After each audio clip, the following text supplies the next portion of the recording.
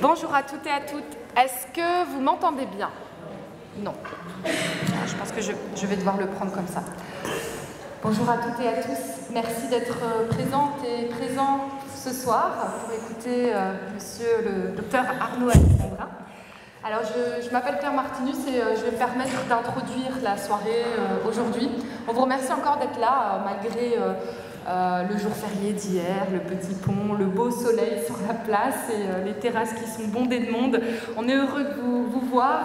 Alors, nous avons la chance aujourd'hui de recevoir docteur Arnaud Alessandrin, dont le rattachement universitaire principal est l'Université de Bordeaux.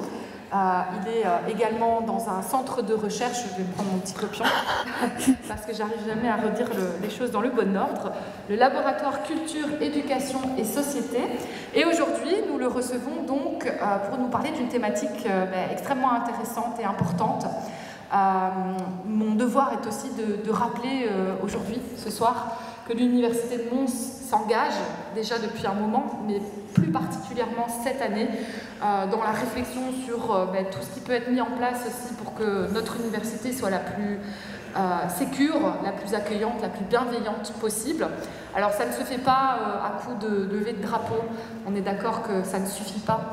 Et donc c'est la raison pour laquelle nous avons décidé de mettre en place toute une série de choses à l'Université de Mons pour améliorer nos pratiques, pour réfléchir aussi. Alors ça passe par une formation à destination du personnel, des événements un petit peu plus ludiques comme un concours d'affiches dont on n'a pas encore donné le résultat, mais ça viendra bientôt sur le groupe, la page Facebook du groupe Genre.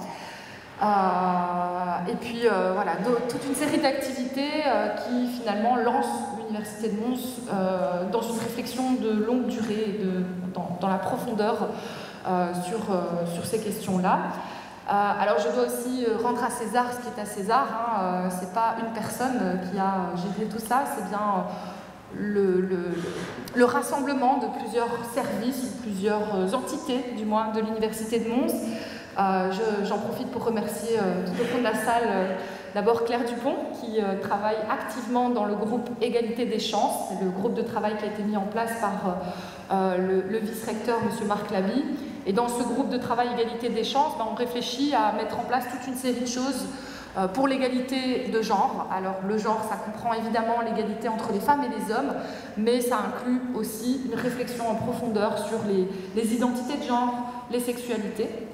Et donc voilà, on a mis en place pas mal de choses. Il y a aussi le groupe de réflexion genre.s, qui est plutôt un groupe, comme il s'intitule, de réflexion qui vise à mettre en place toute une série d'activités scientifiques et d'activités de sensibilisation. Et puis il y a également le MUMONS, sans lequel nous n'aurions pas réussi à organiser tout ça, puisque d'un point de vue de gestion de la technique, etc., voilà, ce sont les pros qui nous ont accompagnés. Merci aussi à Ciencia d'être présent aujourd'hui pour nous proposer les stocks des ouvrages de monsieur Arnaud Alessandrin.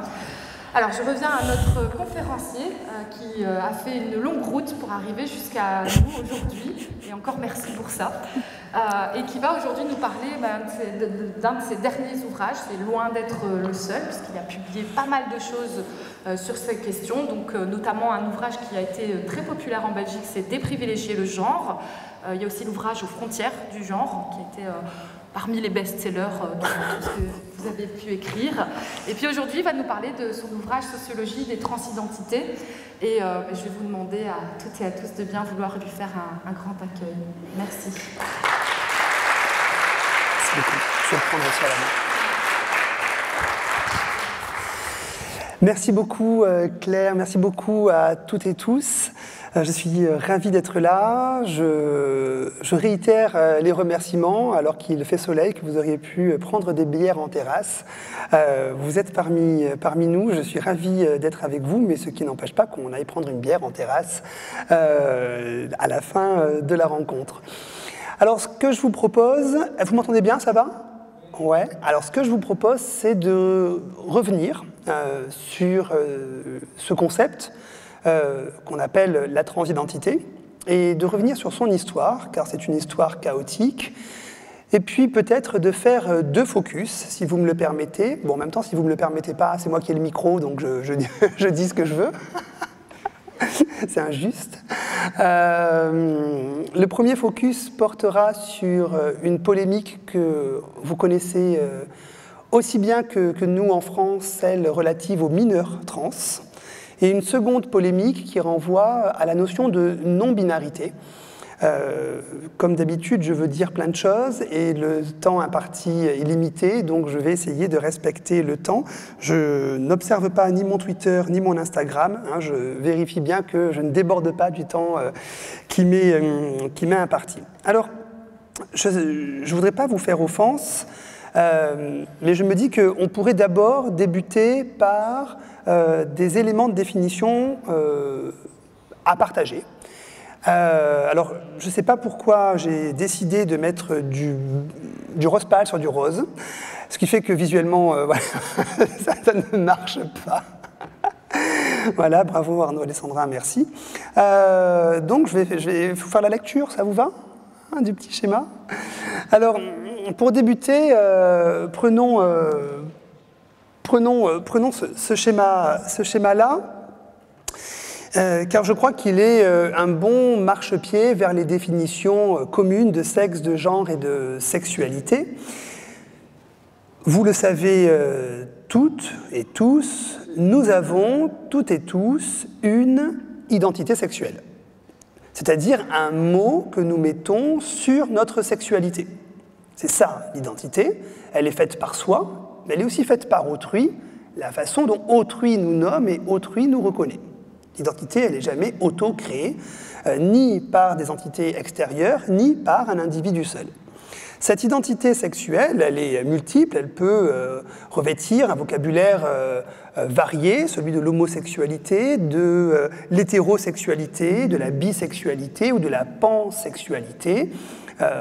Vous m'arrêtez quand il y a des mots ou des concepts qui vous sont étrangers, hein, donc pansexualité avec le préfixe pan, comme la Pangée était le continent unique lorsque tous les continents se rassemblaient avant la dérive, hein, donc pansexuel, le phénomène qui renvoie, l'identité qui renvoie à une appréciation des corps et des désirs qui ne se limite pas à la génitalité ou à la binarité des sexes ou des genres. Ce n'est pas parce que nous avons une identité sexuelle que nous avons une pratique sexuelle. Alors vous allez me dire, il ne parle pas du tout de transidentité. Hein. Oui, je sais. C'est ce qu'on appelle un déroulé pédagogique. Passons par là pour essayer de comprendre le reste. Ce n'est pas parce que nous avons une identité sexuelle que nous avons une pratique sexuelle. Je prends un exemple. Je suis un jeune collégien ou une jeune collégienne, je me dis gay ou lesbienne, pour autant ai-je pratiqué avec un garçon en tant que garçon ou avec une fille en tant que fille? Peut-être pas. Nous avons donc parfois des identités qui ne renvoient pas à des pratiques, mais nous avons également des pratiques qui ne renvoient pas toujours à des identités. Enfin, à côté de cela, il y a des orientations sexuelles, c'est-à-dire des inclinaisons des désirs, et nous le savons, ce n'est pas parce que nous sommes attirés par un corps, par une personne, par une pratique, que forcément, cet instantané du désir renvoie à la totalité d'une identité. C'est pour ça d'ailleurs, et la santé publique l'a bien montré, que des terminologies comme HSH, hommes ayant des relations sexuelles avec des hommes, ou FSF, femmes ayant des relations sexuelles avec des femmes, permettent de travailler la prévention, notamment en termes d'IST, à destination de tous les hommes ayant des relations sexuelles avec des hommes, sans forcément que ces hommes soient homosexuels. Donc, pratique, orientation, identité, vous voyez bien qu'il y a du jeu entre ce que je dis de ce que je fais et ce que je ressens de ce que je fais. Une fois qu'on a compris ce glissement, cette non-superposition, eh bien on peut l'entendre de la même façon pour second schéma, la notion de genre. Car la notion de genre renvoie de la même façon à ce triptyque. Ce n'est qu'une façon de le définir, hein, et je ne voudrais pas ici signifier que c'est l'unique façon de définir le genre, mais je vous la propose. Le genre renvoie traditionnellement encore faudrait-il définir ce qu'est une tradition, a un sexe assigné à la naissance. C'est une fille, c'est un garçon. Ce sexe assigné à la naissance, ce n'est pas une lecture de la nature. Le médecin ou le corps médical ne lit pas une objectivité de la nature. Ce qu'il fait ou ce qu'elle fait en employant cette formulation, cette interpellation, c'est un garçon, c'est une fille, c'est, je parle bien sûr du corps médical, assigner un devenir genré à des corps qui n'ont rien demandé. Regardez une coupe de testicules au microscope, la coupe de testicules ne dit rien. Ni le masculin, ni le féminin, ni l'homme, ni la femme. La nature n'a pas d'avis. Le seul avis de la nature, c'est est-ce que ça fonctionne, est-ce que ça ne fonctionne pas. Et quand ça ne fonctionne pas, c'est un cul-de-sac évolutif, et on le sait depuis Darwin. Point. Ce que fait la médecine en faisant cela, c'est qu'elle inaugure un devenir citoyen qui ne peut être que binaire, et on le verra, que hiérarchisé. Car sans cette interpellation au corps, notamment au corps familial, et sur le corps de l'enfant, c'est un garçon, c'est une fille, le ou la nouvelle-née ne peut pas obtenir de création d'un état civil. En France comme en Belgique, s'il n'y a pas de mention de sexe, il n'y a pas d'état civil.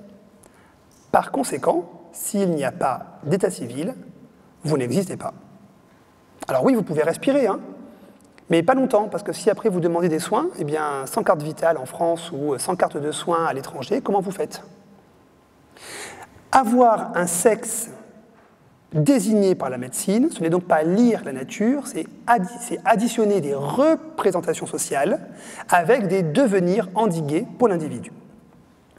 Alors, c'est un garçon, c'est une fille, on appelle cela, vous connaissez sûrement la terminologie, une phrase performative qui fait des choses au moment où elles sont prononcées, vous en connaissez d'autres, des phrases performatives. Je vous déclare coupable. Avant cette phrase, eh bien, il n'y a pas de coupable, il y a des présumés coupables ou des présumés innocents en fonction des traditions juridiques. Je vous déclare femme et femme, je vous déclare mari et mari, je vous déclare mari et femme, ou femme et mari. Eh bien, avant cette phrase, vous n'êtes pas en situation maritale. Vous êtes certes en situation de conjugalité ou de couple, mais vous n'êtes pas en situation maritale. C'est la prononciation de cette phrase qui vous fait advenir dans un statut. Nous sommes donc tous passés, pour le dire comme la philosophe Judith Butler, sous le scalpel de la norme, que ce soit un scalpel par les mots ou, plus durement, un scalpel chirurgical, car il existe des corps que l'administration, comme la médecine, ne parviennent pas à entendre autrement que dans les catégories du masculin et du féminin, les personnes intersexes, et on sait qu'elles comptent pour 2% de la population, qui ne sont donc pas, de par leur formation génitale ou leur développement corporel, purement des hommes ou purement des femmes. Il y a donc une violence à même la chair, comme il y a une violence symbolique à dire le sexe qui n'est pas un problème pour plein de gens, le genre qui n'est pas un problème pour plein de gens, mais si on considère que cette affirmation du genre d'autrui peut être une difficulté pour quelques-uns et quelques-unes, alors nous nous devons de porter notre attention sur ces quelques-uns et quelques-unes qui restent sur le bord de la route de la citoyenneté banale, notamment l'obtention de papiers d'identité. Quand on dit « c'est un garçon, c'est une fille », on ne fait pas qu'assigner un sexe à la naissance, on renvoie à une espérance en l'identité de genre de la personne, c'est-à-dire un espoir que la personne va se sentir, à son âge adulte ou adolescent, appartenir à cette catégorie de sexe, et de manière conforme, des femmes féminines, des hommes masculins. Et nous avons en ce sens toutes et tous une identité de genre. On a trop vite et trop longtemps dit que les questions d'identité de genre n'étaient des questions que pour les personnes trans. Femmes qui ne désirent pas avoir d'enfants, hommes qui désirent avoir des pratiques de loisirs ou des pratiques professionnelles catégorisées comme féminines. On voit bien que la notion d'identité de genre, c'est-à-dire se sentir appartenir scrupuleusement ou approximativement ou pas du tout aux normes de genre, ce sentiment-là, cet équilibre singulier-là, il nous concerne toutes et tous. C'est un universel. Sauf que pour certains et certaines, l'identité de genre, elle est encouragée. Mesdames, on ne compte pas le nombre de magasins où vous pouvez vous faire les ongles. Messieurs, on ne compte pas le nombre d'espaces de loisirs où vous pouvez, entre hommes, jouer au football. Quant à la porosité des espaces, elle est beaucoup plus compliquée. C'est-à-dire qu'il y a une production normative des identités de genre, là où, à côté, il y a des identités de genre qui sont réprimées. Et on le voit au collège ou au lycée, puisque hier, c'était la journée mondiale de lutte contre les LGBTIQ-phobies. Les rapports des associations, comme en France SOS Homophobie, nous rappellent bien que les transgressions de genre dans des espaces aussi normatifs que l'école renvoient immédiatement à des polices de genre, c'est-à-dire à des sanctions formelles ou informelles sur les corps et les identités. Essayons de résumer cela. Ce n'est pas parce que nous avons un sexe assigné à la naissance que nous avons une identité de genre qui correspond à ce sexe assigné à la naissance. Mais rajoutons une spécificité. Ce n'est pas parce que nous avons une identité de genre, c'est-à-dire le sentiment d'appartenir à un genre, que nous sommes autorisés ou que nous nous autorisons à exprimer cette identité de genre. C'est-à-dire le fait de montrer le sentiment que nous avons d'appartenir ou de ne pas appartenir à une catégorie. Et comme pour la sexualité, vous voyez bien qu'entre ce que l'on fait de moi, c'est une fille, c'est un garçon, et ce que j'en fais, ce que je dis et ce que je ressens, il y a parfois du jeu, et je résumerai ça avec une phrase d'une collègue à moi, Brigitte Estève Belbeau, qui dit ceci, je pense à juste titre, on fait toujours quelque chose de ce qui est fait de nous. Pour certains, se faire quelque chose est facilité. Pour d'autres, se faire quelque chose n'est absolument pas encouragé. C'est le cas des transidentités qui connaissent au moins 3 glissements que j'aimerais rapidement vous suggérer. Le premier glissement, c'est celui qui consiste à considérer les personnes trans comme relevant de l'inconnu, puis de l'embarras, notamment de l'embarras en termes de prise en compte et de prise en charge, à la revendication de l'égalité des droits. Et je crois qu'on peut faire le constat qu'en un temps historique très court, une dizaine d'années, nous sommes passés de « c'est quoi ça ?» à « comment faire ?» à « il faut l'égalité ». Alors, une petite preuve biographique, et comme toute preuve biographique, elle ne vaut que pour mon histoire personnelle, puisque c'est de là que je la pioche. Quand j'ai soutenu ma thèse, mon université il y a 10 ans, mon université a enregistré ma thèse, et la personne qui l'a faite m'a appelé en me disant, donc c'est une thèse sur la transidentite, comme s'il y avait une irritation d'un organe qui s'appellerait la trans quelque chose. Et donc, c'est une thèse de psychiatrie, c'est ça ?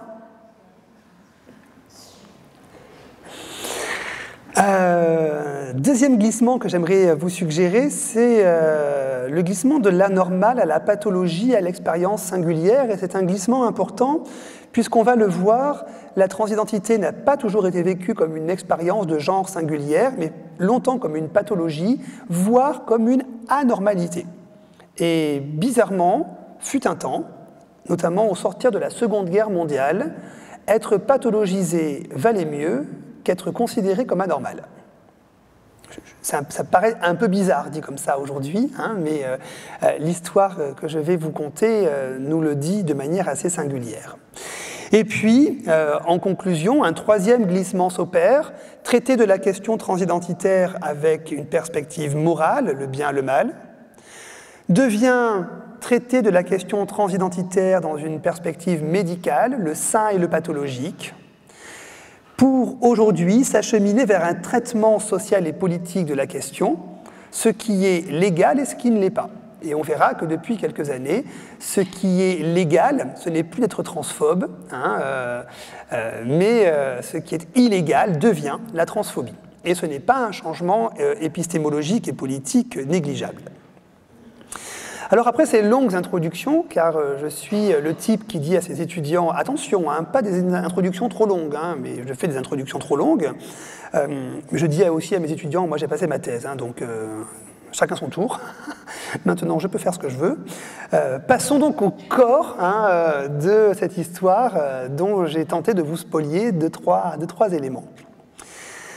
Alors, vous retrouverez tout ça dans le livre Sociologie des transidentités, mais que je vous donne de trois moments. Alors, bien sûr, comme toute construction historique, elle ne vaut pour réalité que construction a posteriori. Vous vous doutez bien que tout ceci est une proposition de lecture de l'histoire passée, et que très probablement un ou une autre historienne, un ou une autre sociologue vous proposerait un autre séquençage. Je vous fais donc une proposition. Nous sommes en 1953, et en 1953, un endocrinologue appelé Harry Benjamin, Benjamin comme le prénom, va faire valider à l'échelle internationale, à l'issue d'une conférence, c'est-à-dire excessivement rapidement, dans cette temporalité médicale qui parfois prend des dizaines d'années, il va faire valider instantanément que la transidentité, qu'il va appeler le transsexualisme, n'est pas une homosexualité, mais, et je cite sa définition, le besoin, la nécessité, premièrement, de changer anatomiquement de sexe, deuxièmement, car il y a un malaise depuis l'enfance, troisièmement, qui provoque un dégoût de son sexe. Donc je rappelle les termes qui sont quand même très signifiants. Ce n'est pas une homosexualité, c'est une maladie psychiatrique qui aboutit à la volonté, à la nécessité de changer anatomiquement de sexe. Donc rien ne compte à part le sexe. Mais on est en 1953, c'est-à-dire que la notion de genre n'existe pas. Il faut aussi recontextualiser cela. Deuxièmement, cela renvoie à un dégoût de son sexe. On a travaillé justement avec ma collègue Brigitte Estève-Belbeau sur la notion de dégoût dans un livre intitulé « Que faire de nos dégoûts ?» et on voit que le dégoût renvoie à l'abjection et qu'au fond, un corps qui se dégoûte lui-même est un corps qui ne peut être qu'abject aux yeux des autres. Et troisièmement, et j'insiste parce qu'on va y revenir tout à l'heure, il faut que ce désir soit ancré depuis l'enfance.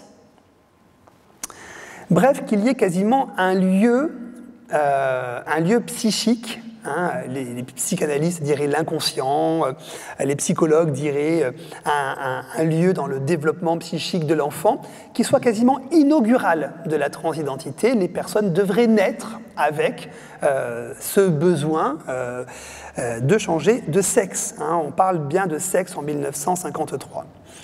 Alors, le fait que ce ne soit pas une homosexualité n'est pas tout à fait une nouveauté, même si c'est la première fois que les catégories médicales vont entériner cela. Avant 1953, on ne parle pas de transsexualisme, on parle d'éonisme, on parle d'homosexuel extrême.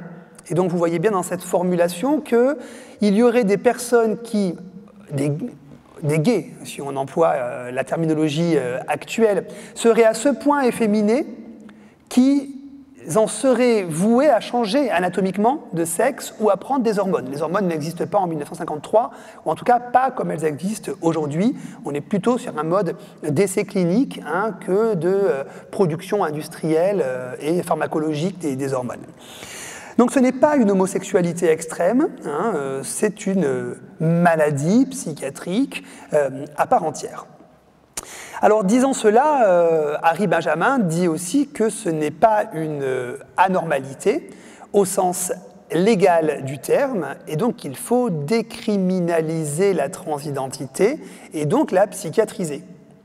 Alors ça peut paraître bizarre, mais au sortir de la Seconde Guerre mondiale, mieux vaut aller chez le psychiatre qu'en prison. Et par conséquent, la décriminalisation qui aboutit à la psychiatrisation des demandes de changement de genre, dirait-on aujourd'hui, de sexe, disait-on à l'époque, est bien sûr un glissement tout à fait favorable et significatif, comme une sorte de marchepied vers ce que l'on va découvrir jusqu'à aujourd'hui, à savoir une déprise avec la lecture morale de cette question-là. Nous sommes en 1953 et la définition est bel et bien psychiatrique. Cela ne veut pas dire que tous les pays du monde vont adopter cette définition psychiatrique, en France comme en Belgique, comme longtemps en Italie, avec quelques exemples en Amérique du Sud. C'est la psychanalyse qui va plutôt lire les expériences transidentitaires.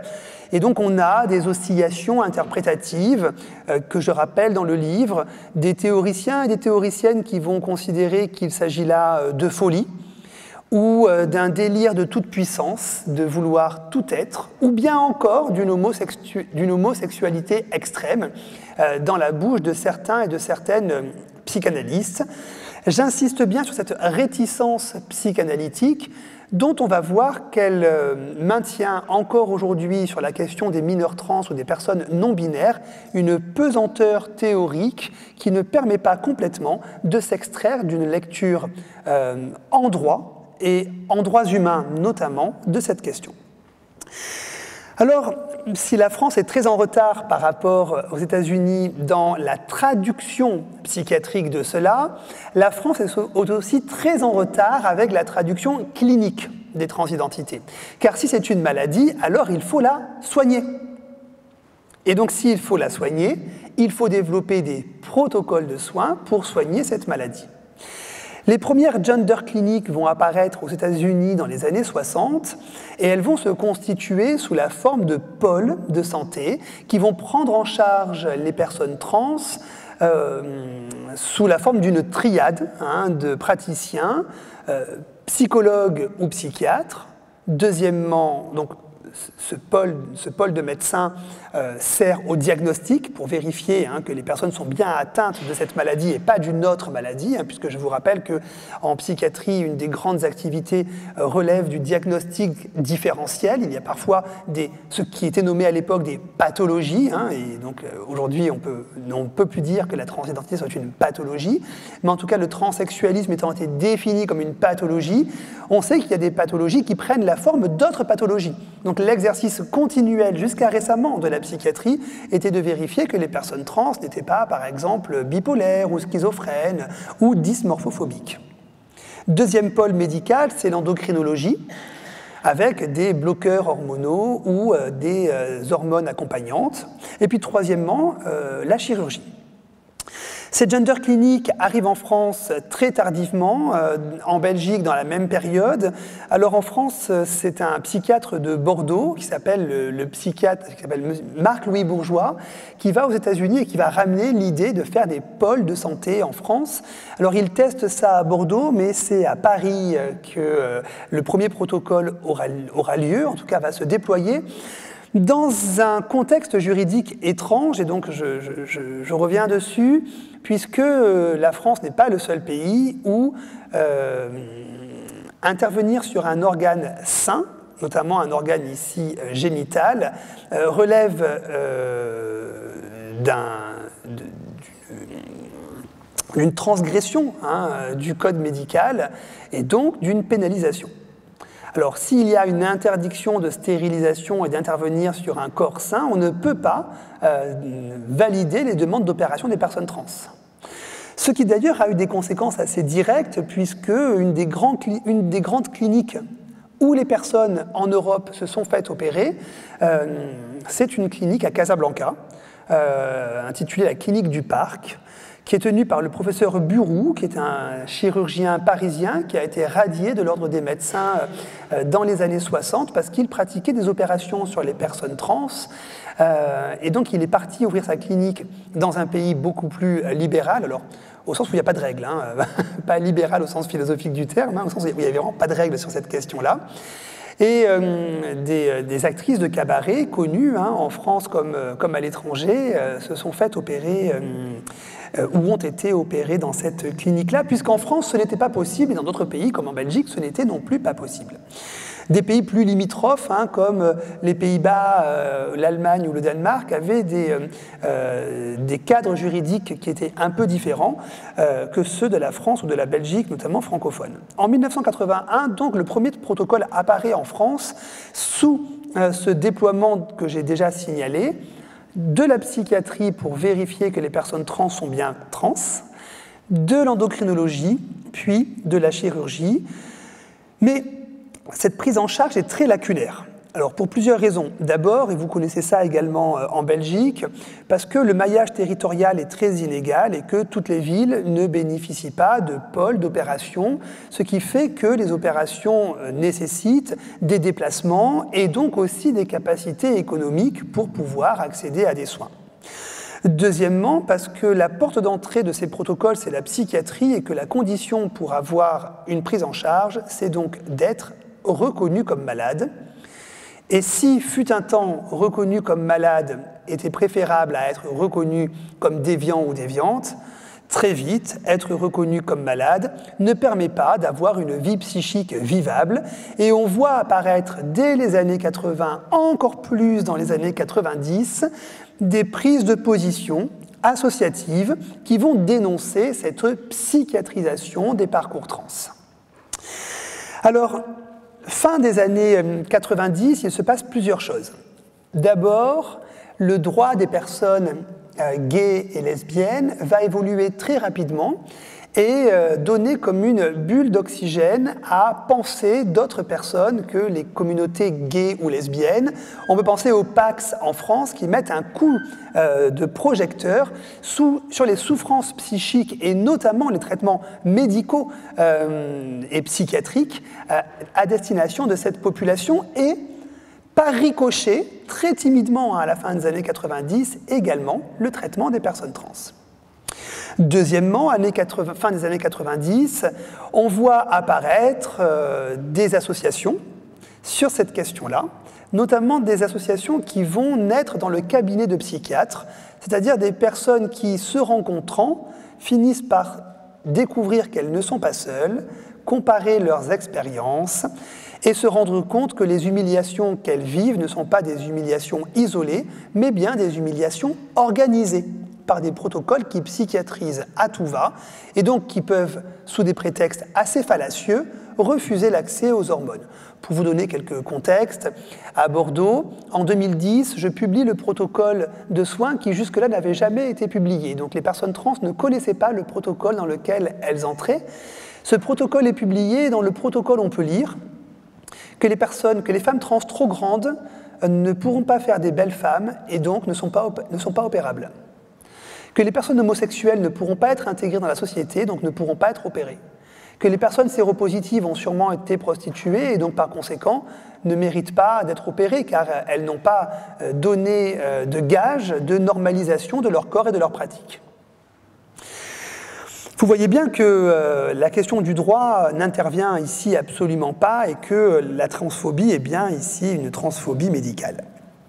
Fin des années 90 apparaît aussi quelque chose, tardivement en Europe, mais on le signale, l'arrivée de la théorie queer. Et avec l'arrivée de la théorie queer, des universitaires, mais aussi des activistes, vont commencer à détricoter le concept de genre. Je ne suis pas obligé d'être ce que ma génitalité semble me dicter. À partir des années 2000, et ce jusqu'en 2010-2012, on voit donc une multiplication des actions associatives et une demande pressante de dépsychiatrisation des transidentités. La dépsychiatrisation, c'est compliqué, d'abord à prononcer et puis à effectuer. D'une part parce que dépsychiatriser, ça veut dire quoi? Ça veut dire plus de psychiatres dans les protocoles et les suivis? Est-ce que dépsychiatriser, ça veut dire... Oui, peut-être des psychiatres dans les suivis, mais que cela soit choisi volontairement et non pas imposé? Ou bien est-ce que ça veut dire que la dépsychiatrisation relève des catégories mentales, auquel cas il faut sortir la transidentité des catégories psychiatriques internationales? Oui, mais si on les sort des catégories psychiatriques internationales, ce ne sera plus une maladie. Et si c'est plus une maladie, comment rembourse-t-on les opérations? Alors aux États-Unis, on s'en fout, puisque... on prend des assurances privées et puis voilà, enfin quand on peut le faire. Mais dans des pays assurantiels publics comme la France ou pour partie la Belgique, puisque nos systèmes sont pour partie comparables, si on dépsychiatrise dans les catégories psychiatriques internationales, si on sort la transidentité des maladies, alors si c'est plus une maladie, on ne rembourse plus. Démédicaliser, dépsychiatriser, dérembourser, vous voyez que le nœud ici est excessivement serré.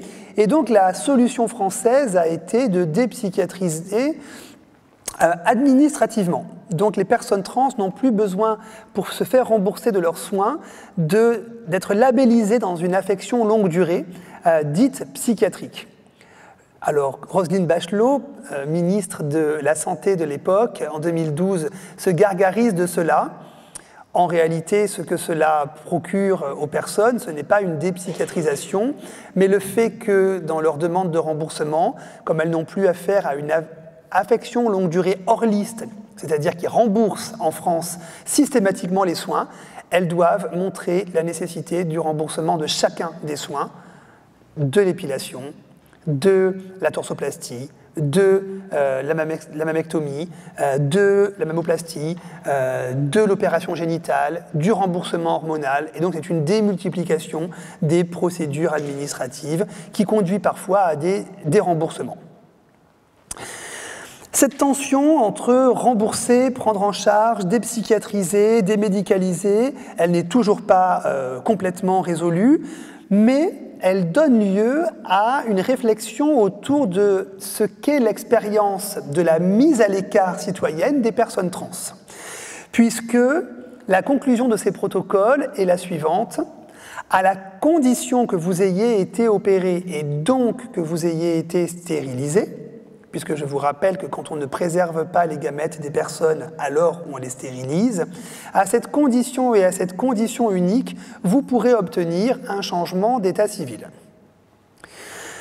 Après de multiples condamnations par la Cour européenne des droits de l'homme, en 2016, la France fait deux grands pas en matière de reconnaissance des transidentités. Premièrement, elle accepte de délivrer aux personnes trans, et ça a été un débat récent en Belgique, des papiers d'identité et un changement de mention de sexe sur l'état civil sans preuve de label psychiatrique et sans preuve d'opération.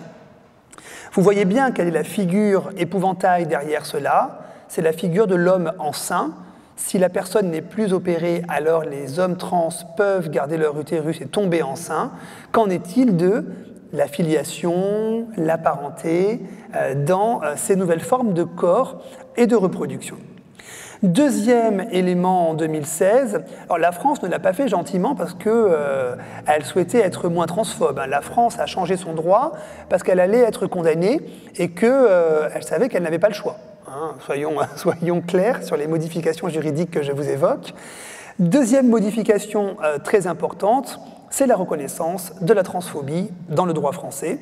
La transphobie devient donc à l'époque le 18e critère de discrimination inclus dans le code pénal, au même titre que le racisme, le sexisme ou les discriminations sur la base de l'orientation sexuelle, réelle ou supposée.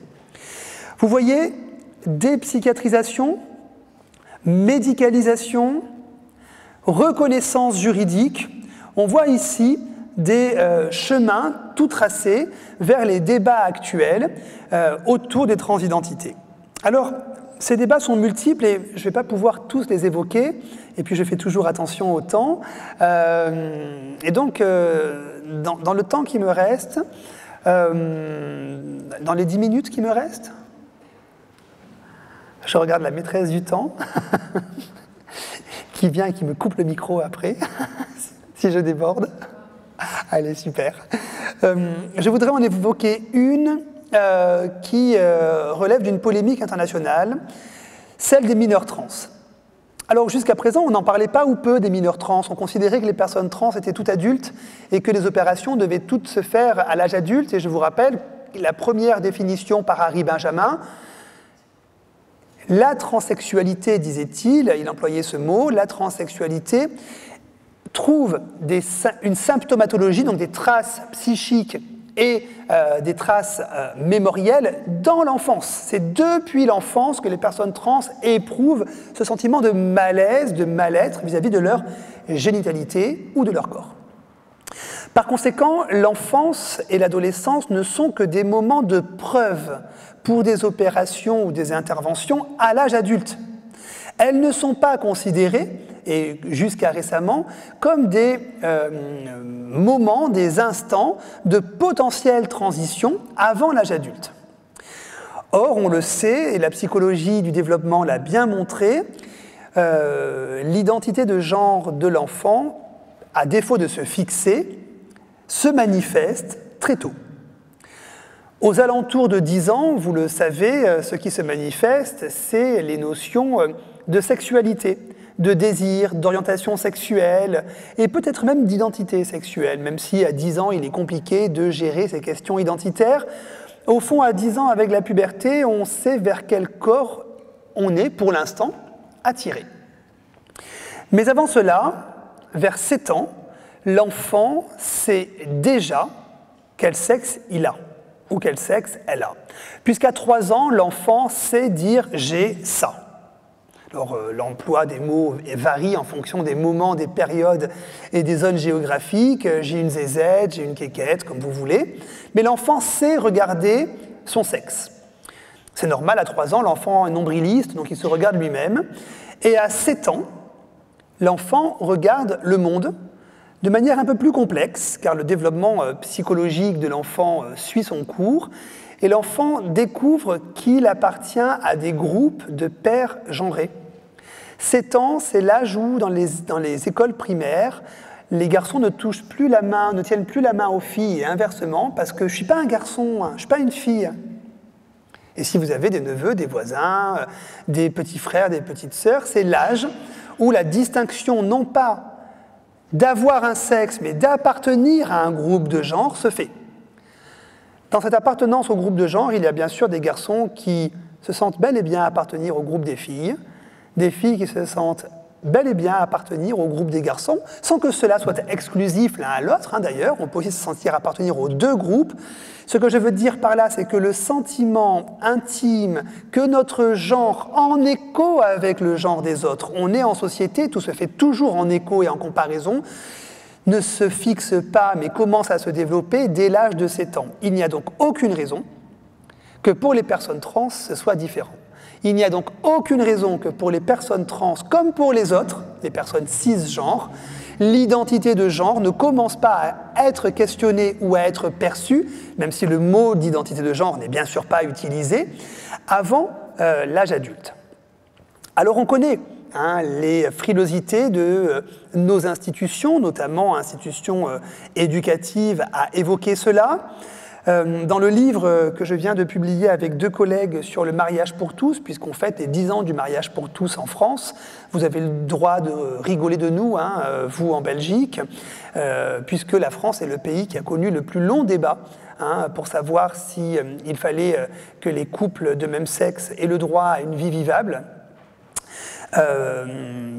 Lors de ce débat, autour du mariage pour tous, on a connu ce que vous avez connu également en Belgique, l'apparition d'un terme polémique, le terme de théorie du genre.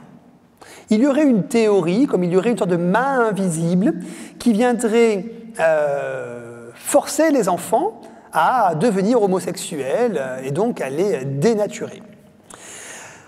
En réalité, de manière sous-jacente, on a cette idée que parler de cela, c'est créer des vocations. Arrête de leur en parler, me disait-on en parlant de mes interventions en milieu scolaire que je pouvais faire en France, arrête d'en parler aux élèves, tu vas leur donner des idées. Alors, est-ce qu'en parler, c'est créer des vocations ? Je voudrais vous rappeler un souvenir que vous n'avez peut-être pas ici en Belgique, mais qui est très marquant en France. Nous sommes en 2010 et un petit clip est utilisé par des associations LGBT qui font des interventions en milieu scolaire et qui ont un agrément de l'éducation nationale. Ce petit clip il s'appelle « Le baiser de la lune » et c'est 2 poissons lunes qui s'aiment. Il dure 2 minutes et on voit 2 poissons qui s'aiment. On ne voit rien d'autre.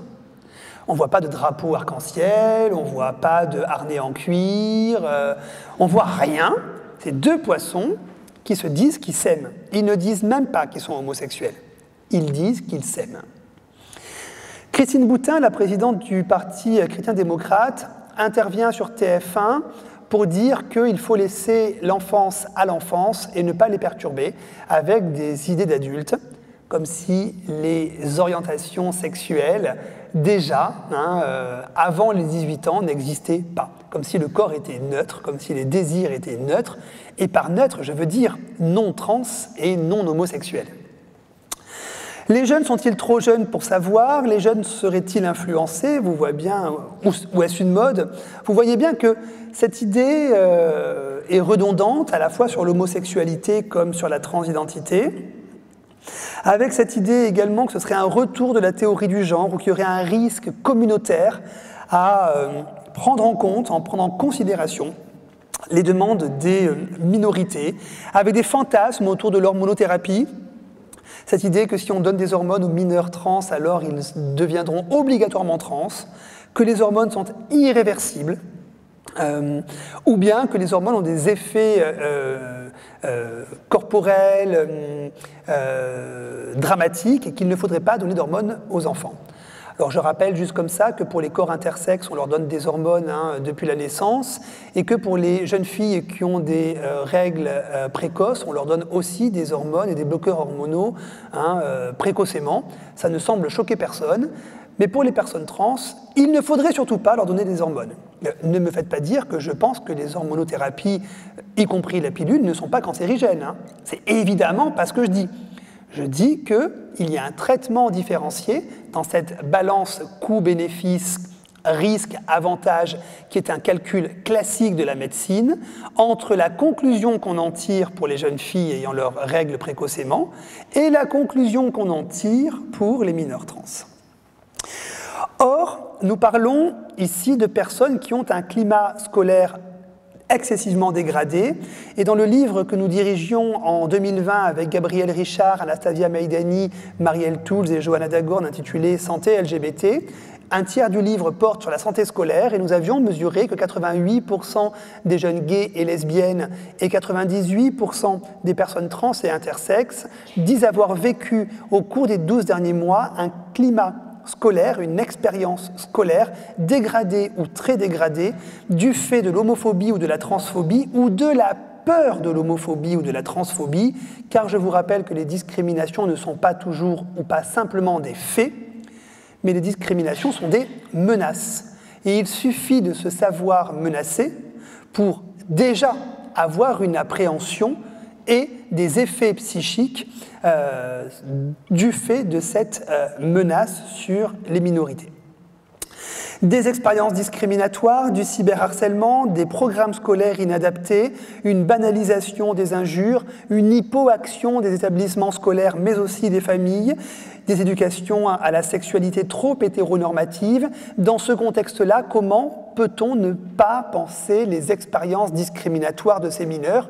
Comment peut-on ne pas penser un meilleur accompagnement de ces mineurs dans les établissements scolaires? Alors, la France a trouvé une solution récemment, puisqu'il y a 2 ans, une circulaire est passée. Les jeunes personnes trans peuvent changer de pronom d'usage, pas de prénom à l'état civil, de prénom d'usage dans les établissements, au fond de surnom, à la condition que les 2 parents soient d'accord. Autant vous dire que s'il n'y a qu'un parent d'accord, pas de changement de prénom, d'usage, toujours d'usage, donc au sein de l'établissement, que si les 2 parents ne sont pas d'accord, eh bien évidemment, il n'y a pas de changement de prénom.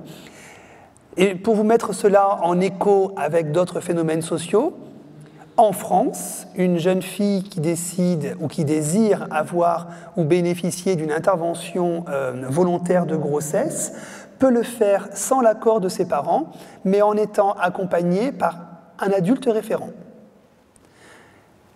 Pour l'IVG, pas besoin de l'accord des parents. Pour le changement de pronom, de prénom d'usage, de pseudo en quelque sorte, au sein d'un établissement, il faut l'accord des 2 parents. Et là encore, on voit le déséquilibre en termes de reconnaissance de ces expériences des mineurs trans. Deuxième point d'arrêt, je fais très vite, concernant une deuxième polémique, celle relative, il y en aurait plein d'autres, des polémiques, les hommes enceints, les personnes trans dans le sport, bon. Mais je voudrais revenir sur la non-binarité, sur cette notion qui apparaît récemment, d'abord parce qu'elle n'existait pas, donc elle ne pouvait pas être mobilisée par les personnes, ça ne veut pas dire que les personnes ne la ressentaient pas, je vous rappelle, expression de son identité de genre identité de genre. Nous sommes sur deux phénomènes qui parfois se disjoignent. Et puis cette non-binarité dont on voit mesure après mesure qu'elle augmente dans les jeunes générations et qu'elle renvoie plutôt à trois grands phénomènes que j'aimerais évoquer avec vous. Premier profil, des jeunes qui se disent et garçons et filles, et hommes et femmes, en même temps. Et cet « en même temps », on le connaissait jusque-là avec une terminologie autre, l'androgynie par exemple. Mais dans une polarité de genre qui est celle de la binarité, la non-binarité renvoie aussi à une rupture politique et épistémologique. Et puis, on le sait, chaque génération a ses termes. Donc, pourquoi pas la nouvelle génération avec la question du genre. Deuxième expérience, c'est celle de l'oscillation. Donc non pas de la fusion, mais de l'oscillation, ou garçon ou fille, parfois l'un, parfois l'autre, pas les deux en même temps, mais potentiellement dans la même journée, un moment l'un, un moment l'autre. Alors, des pays comme l'Espagne ont ouvert la possibilité de plusieurs changements de prénom et de mention de sexe à l'état civil. Dans la dernière ley trans en Espagne, en décembre dernier, il est possible de changer jusqu'à 3 fois de mention de sexe à l'état civil. En France, c'est impossible. On change une fois librement. La seconde fois, il faut une attestation psychiatrique. Troisième profil, je ne suis ni l'un ni l'autre, donc je n'ai pas de fusion du genre, je n'ai pas d'oscillation du genre, mais j'ai une extériorité vis-à-vis des normes de genre. Je ne me reconnais pas dans les normes de genre et cette position de refus de reconnaître les normes de genre peut être une position singulière, expérientielle. Rien ne résonne en moi dans les normes que l'on me présente, mais ça peut aussi être une position politique. Je refuse politiquement de reconnaître des normes que je vais par ailleurs valider si je les utilise, notamment dans un emploi terminologique avec le « il » et le « elle », dans un français très binaire, et on a vu l'apparition d'un « iel », notamment dans quelques-uns des dictionnaires. Alors, ça pose des questions juridiques. Jusqu'où peut-on actuellement ou pas accepter plusieurs changements d'état civil? Ou bien, dans cette circonstance, doit-on toujours avoir une mention de sexe à l'état civil? Ou bien encore, à quelles conditions la mention de sexe à l'état civil doit-elle être visible sur les papiers d'identité? Car on peut comprendre que pour d'autres besoins, elle soit consultable, notamment pour des questions de santé ou pour des questions de recherche. On peut penser aux questions de parité ou de mesure des discriminations. Alors, un point d'arrêt, si vous me le permettez, les états de santé ne sont pas marqués sur l'état civil. Et pourtant, lorsque je veux faire des recherches sur les discriminations, notamment liées à un événement cancer, eh bien, je demande à des commissions d'éthique ou à des commissions nationales consultatives, notamment en informatique et liberté, en France ça s'appelle comme ça, de pouvoir avoir accès à des informations privées pour pouvoir faire mes statistiques. Il en va de même dans plusieurs pays pour les discriminations ethniques. Ce n'est pas marqué sur la carte d'identité et pourtant, il est possible de demander à des autorités compétentes des autorisations pour pouvoir faire des statistiques sur les discriminations. On pourrait donc tout à fait penser que le sexe disparaisse des papiers, mais continue d'être présent quelque part, au sens de la vie privée de la personne, et accessible qu'à la condition qu'il y ait des autorisations spécifiques pour y avoir accès. Les solutions ne sont pas encore trouvées en Europe. Quelques propositions, notamment en Allemagne, donnent lieu à un retrait parfois de la mention de sexe à l'état civil ou d'un ajout d'une autre mention à l'état civil ou sur les papiers d'identité, comme une mention inconnue avec une conséquence que l'on avait prévue et qui se manifeste, c'est que les discriminations à l'encontre des personnes qui ont une mention de sexe à l'état civil inconnu ou autre, explosent en termes notamment de discrimination à l'emploi ou à l'accès au logement ou aux services de santé. Je m'arrête sur ces deux polémiques, peut-être voudrez-vous en évoquer d'autres, mais vous voyez que dans le chemin de la dépsychiatrisation, de la dépathologisation, de la reconnaissance, nous ne sommes pas encore arrivés au bout des demandes de reconnaissance des populations trans, non-binaires, intersexes. On en a parlé brièvement. Je vous remercie beaucoup de votre attention et je suis disponible pour l'ensemble de vos questions. Alors, n'hésitez pas, si vous avez des questions, à lever la main. Je ne pense pas que ce cadre ira jusqu'à vous, mais je peux faire le relais si vous le souhaitez. Est-ce qu'il y a des questions?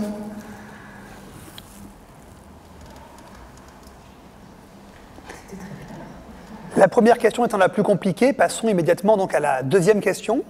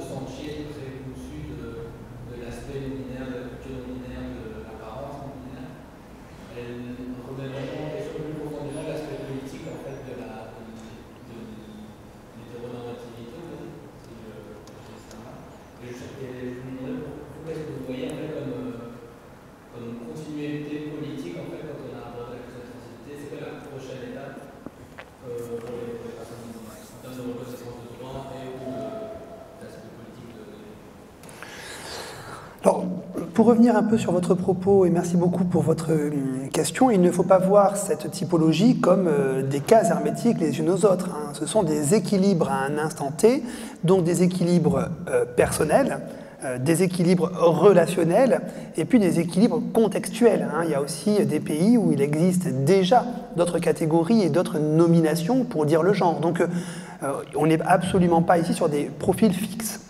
Une typologie n'a pas vocation à limiter l'expérience, mais plutôt à en donner des volumes. Sur la non-binarité et sur la déprise de la psychiatrie, j'aurais un bémol si vous me le permettez, car les catégories psychiatriques internationales ont tenté, elles n'ont pas tout abouti, à dépsychiatriser les transidentités, c'est-à-dire à ne plus les reconnaître comme des maladies mentales. Je dis qu'elles n'ont pas tout abouti car il fallait quand même les maintenir dans les classifications pour des questions de remboursement. Et on en parlait ce midi, lorsque les classifications sont internationales, comme le DSM ou les catégories de la CIM, de la classification internationale des maladies, eh bien, il faut prendre en considération tous les contextes de tous les pays, donc toutes les modalités de remboursement et de prise en charge de tous les pays. Donc les retirer des maladies, c'est une chose, les retirer des classifications, c'est autre chose. Aujourd'hui, donc, la transidentité est une catégorie transversale, au sens du bien-être de l'OMS. Et d'ailleurs, c'est intéressant parce que la définition aujourd'hui des troubles liés à la transidentité ne sont pas des troubles liés à la transidentité en tant que les personnes trans souffreraient, mais plutôt liés à la transidentité en tant que les sociétés transphobes provoquent des troubles chez les personnes trans. Au fond, c'est comme si on avait psychiatrisé la transphobie, pour le dire ainsi.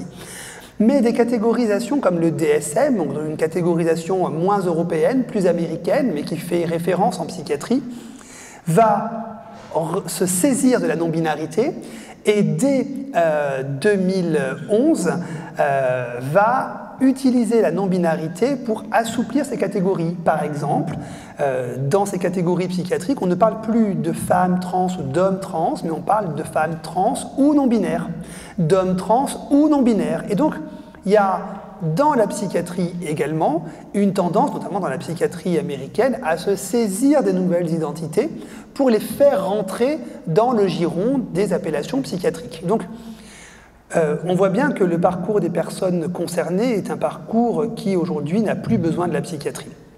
Néanmoins, ce n'est pas pour autant que la psychiatrie a baissé les bras à définir, d'un point de vue catégoriel, les expériences des gens. Mais, comme la sociologie d'ailleurs, et au fond, c'est pas parce qu'il y a des catégories que c'est important pour les gens, et tant mieux. On n'est pas obligé de lire les classifications médicales tous les matins pour savoir qui on est. Et mieux vaut qu'on ne le lise pas, parce que quand on lit des classifications comme le DSM, si vous vous grattez le dos le matin, c'est que vous avez une maladie. Donc voilà, rassurons-nous. Sur la non-binarité, plus précisément, et cette question de l'horizon de la non-binarité, alors d'abord, je suis sociologue, moi je ne suis pas cartomancienne, et donc aux questions « qu'est-ce qui va advenir ?», la réponse Et je préfère ne rien dire, parce qu'il y a eu une méta-analyse récemment des prédictions sociales des psychologues, des anthropologues et des sociologues suite à la Covid, qui montre que plus de la moitié des pronostics des sciences humaines ont fait flop. Donc, je me dis que je vais, parce que c'est enregistré, que je vais rien dire, histoire qu'on me dise « Et Alessandra, il y a 3 ans, tu avais dit qu'il se passerait ça, et c'est faux. » Donc, j'en sais rien de ce qui va se passer. Ce que je peux dire, c'est qu'actuellement, il y a des tendances, en tout cas, à interroger le social sur au moins 3 modalités, du point de vue de la non-binarité. La première modalité, c'est la modalité juridique. Donc j'en ai parlé, celle de la mention de sexe, par exemple, à l'état civil, soit sa multiplication, soit son effacement, soit son changement, plus ou moins infini. La seconde modalité d'interpellation de la non-binarité aux institutions, c'est le développement de méthodes éducatives ou de stratégies éducatives qui prendraient en considération la non-binarité, que ce soit d'un point de vue administratif, que ce soit du point de vue politique et des programmes, ou bien de l'accompagnement des mineurs dans les établissements scolaires. Et pour l'instant, force est de constater qu'à part au Canada, nous sommes excessivement en retard en Europe sur cette question-là. La troisième scène d'interpellation, ce n'est pas le droit, ce n'est pas l'école, mais c'est la santé. Et qu'en est-il de ces personnes non-binaires qui, alors je ne sais pas comment ça se passe en Belgique, en France, reçoivent un papier pour faire un test gratuit du cancer colorectal ou du cancer du sein. Ça voudrait dire qu'il faut changer les nomenclatures et les process administratifs, et donc tout est faisable. Je veux dire, dans l'administration, c'est le propre de l'administration, tout est faisable et rien n'est faisable. Quand vous demandez un truc, c'est pas possible, et puis en fait, tout est possible, puisque tout est kafkaïen, donc c'est le principe de l'administration, et vous connaissez ça en France comme en Belgique. Ça pose des questions de santé publique. Et c'est non négligeable, ces questions de santé publique. La question de la cancérologie, je vous rappelle, en France, 385 000 nouveaux cas par an. Et donc, on ne peut pas se poser la question des changements juridiques sans se poser cette question fondamentale, qui est celle de la santé publique, et les personnes non-binaires comme les personnes trans, comme jadis les féministes ou les personnes gays ou lesbiennes, interpellent les univers médicaux en leur disant « Et nous ? Qu'est-ce qu'il en est de nos devenirs ? Si je change de mention de sexe, qui m'assure qu'administrativement, je vais bien recevoir mon test gratuit ? Qui m'atteste que pour mon cancer de la prostate, en tant que femme trans, je vais bien être suivie ? Ou en tant que femme trans non-binaire parce que... Donc je crois que ce sont aujourd'hui les 3 grands théâtres où se manifestent un bouillonnement d'incertitude, parfois d'embarras, il faut bien le dire, vis-à-vis des interrogations de la non-binarité. Et à ma connaissance, rien n'est résolu. Donc je ne vous dis pas ce qui va arriver, je vous dis plutôt en ce moment d'où semblent émerger les questionnements. Donc je suis désolé, je ne réponds pas à votre question, et je m'en excuse platement.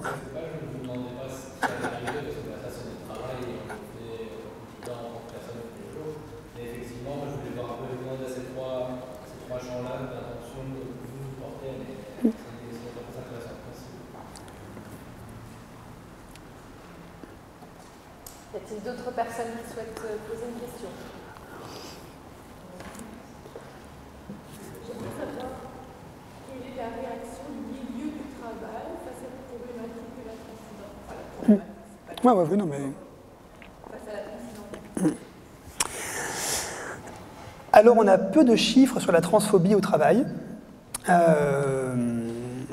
Et les méthodes de chiffrage au niveau des pays sont singulières, mais au niveau européen, pour comparer les différents chiffres, à ce stade, on ne sait pas le faire.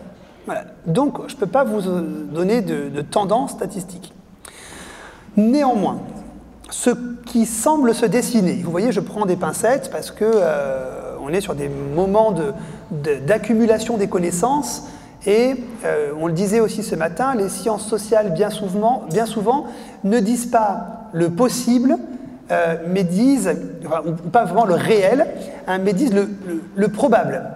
Voilà. Il se passe probablement ça. Et donc, qu'est-ce qui se passe probablement du point de vue de l'état des lieux des connaissances concernant les personnes trans dans le monde du travail? Pour avoir fait une sociologie de la transphobie en France en 2015 avec Karine Espineira, publiée la même année, nous avions noté que 33% des personnes trans avaient vécu des périodes de chômage du fait de la transphobie. Que plus de 40% d'entre elles avaient vécu des discriminations au travail du fait de la transphobie.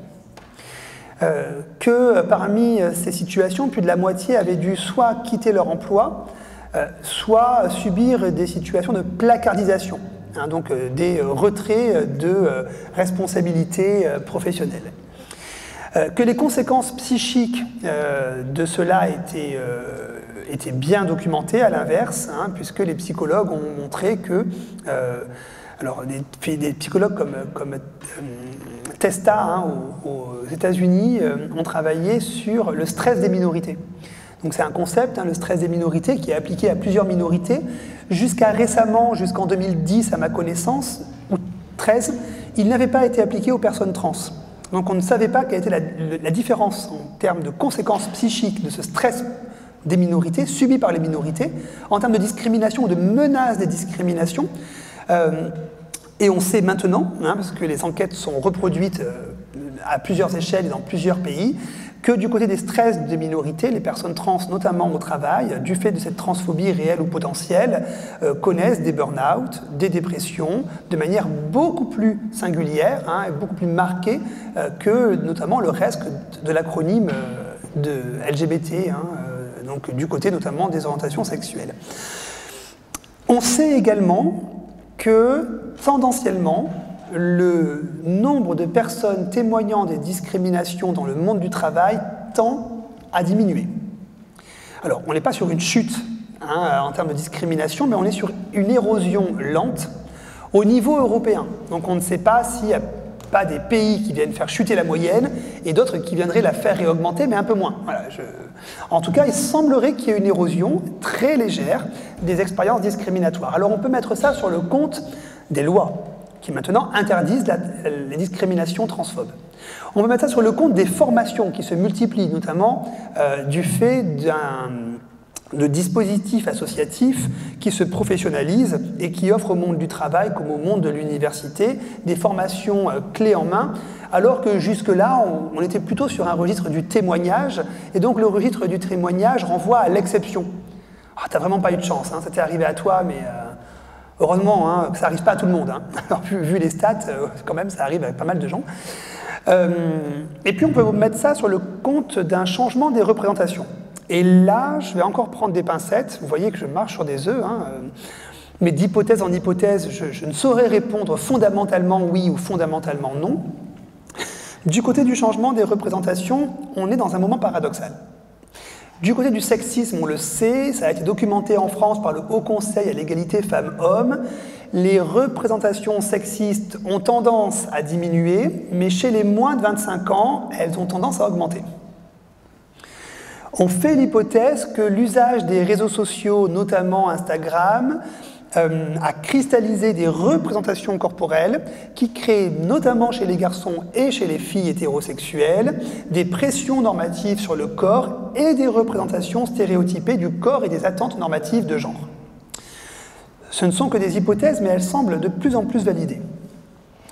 On sait également qu'il y a une érosion des préjugés et des stéréotypes à l'égard des personnes LGBT, et on le sait grâce à des études longitudinales menées en Europe, en France particulièrement, sur les représentations et les préjugés et les stéréotypes à l'égard des minorités de genre et de sexualité, précisément ici de sexualité, où l'on voit une diminution des préjugés et des stéréotypes, mais, je le disais, on est dans un moment de paradoxe, on voit une augmentation des actes homophobes. Alors comment expliquer ça?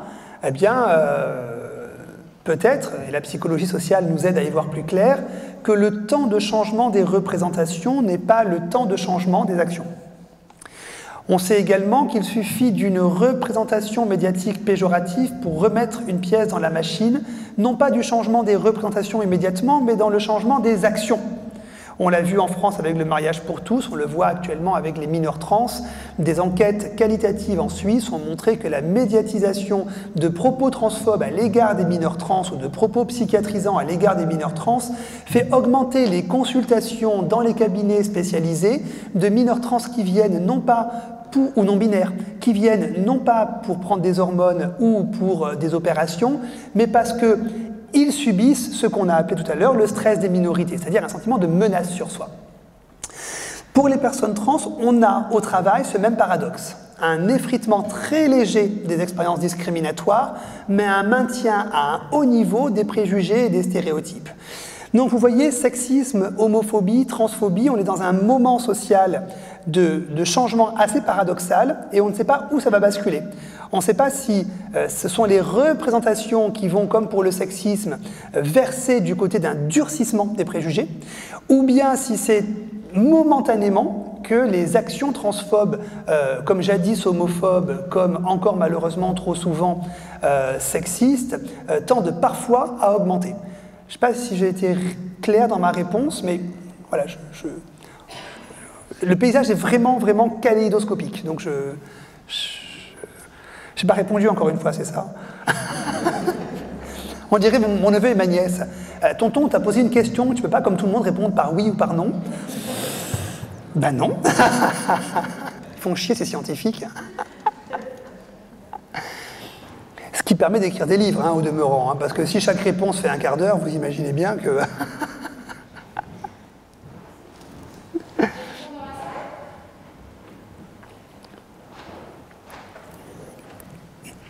En même temps, on s'était promis une bière en terrasse à 20h, il est 20h moins 5, donc je crois qu'il faut tenir notre promesse.